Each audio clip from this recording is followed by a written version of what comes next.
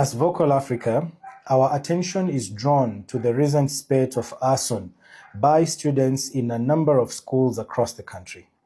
According to reports out there, over 70 schools have either been shut down or students sent home as a result of this issue. As Vocal Africa, we have taken note of this worrying trend, and especially noting that it has been happening over the years. We have lost so many students. Particularly this year, with reference to the Utumishi school, we lost over 16 girls because of the unrest in that school. We cannot continue losing lives in this manner.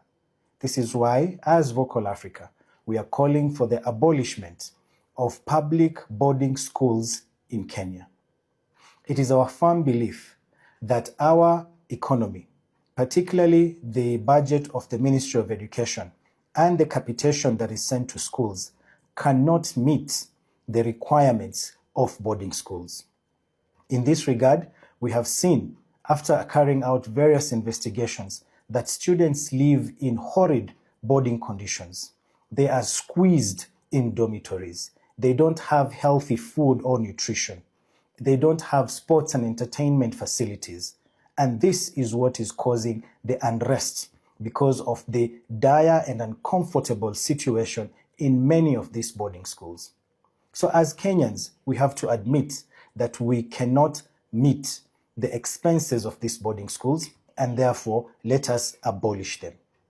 In the event we do want boarding schools, then this can be done in private boarding schools, where those that can afford can pay good money so that these students can study, can learn in an environment that is conducive for learning.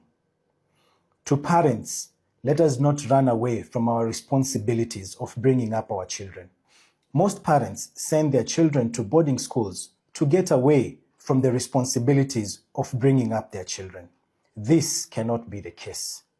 If any person, any adult, any parent has decided to have children, then they must be ready to be there every day to make sure that their children grow up in a good and healthy environment. So as parents, we must make sure that we take up those responsibilities of bringing up our children. Finally, we wish to speak to our young Kenyans out there. Violence cannot be the way we resolve our problems. Let us not resort to arson. Let us not resort to violence when wanting our issues to be addressed, when wanting our issues to be dealt with. Let us find other ways, amicable ways, where we can make sure that these issues are addressed.